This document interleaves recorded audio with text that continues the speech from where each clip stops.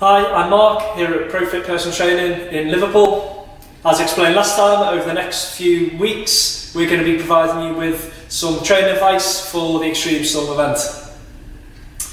Now, last time we spoke about some of the concepts of fitness. I hope you've been applying some of them into your training, and I also hope your training is going well. Okay, so today we're going to get quite specific. The obstacle that's been revealed here this week has been the cargo net.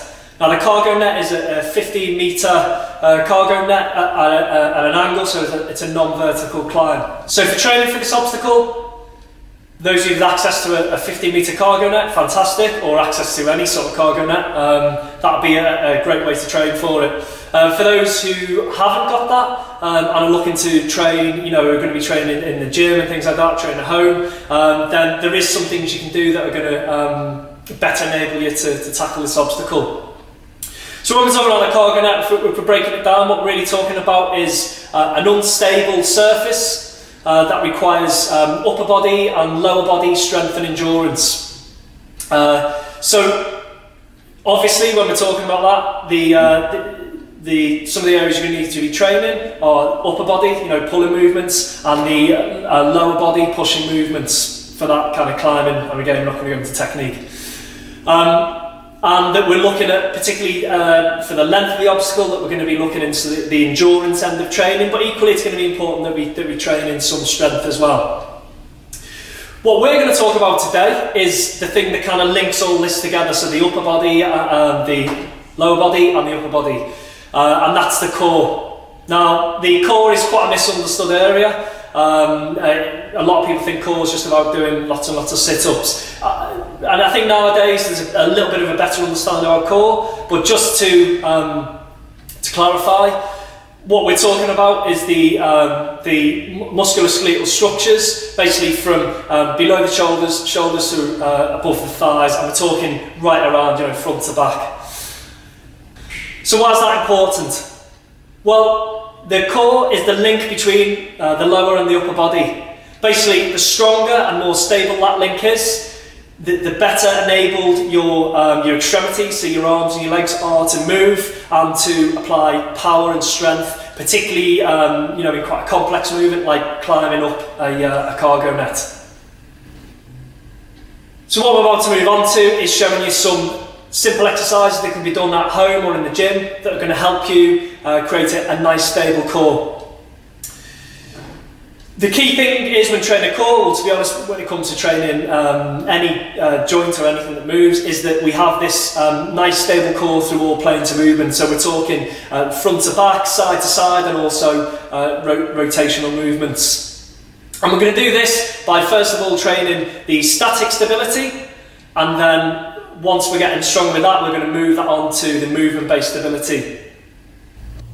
Right, so the first exercise we're going to go through are your static stability exercises.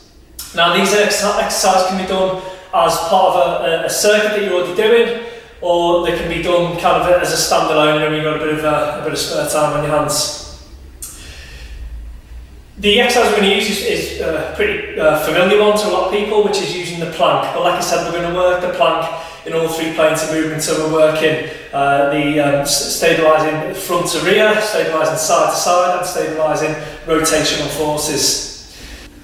So what we're looking for when we're doing our planks is that we have really good alignment through the body, that we're not having the hips kind of drop towards the floor, or that we create too much of an arch in the back. So really we should look very similar to what we look like when we're standing up.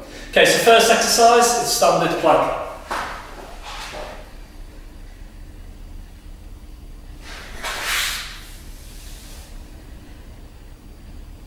The next exercise is a side plank.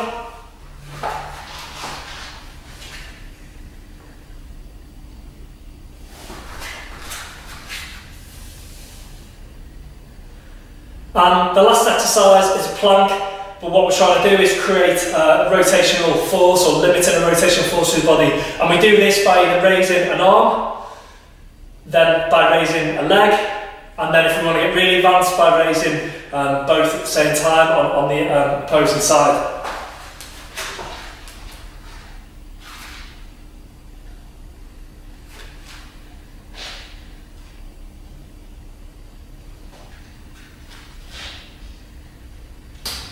Now we're going to move on to the movement-based ability work. So these are slightly more advanced. So if you've been spending quite a few weeks working on your statics ability, then it'll be time to move up to your movement-based ability. So 3 exercises. First one is a ankle touch to overhead reach.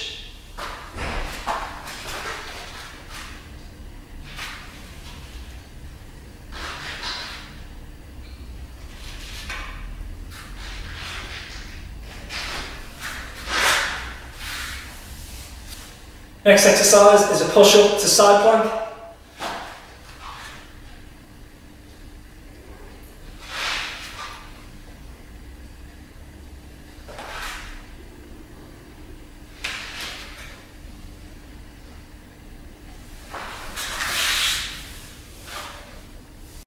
The final exercise is a climber push-up.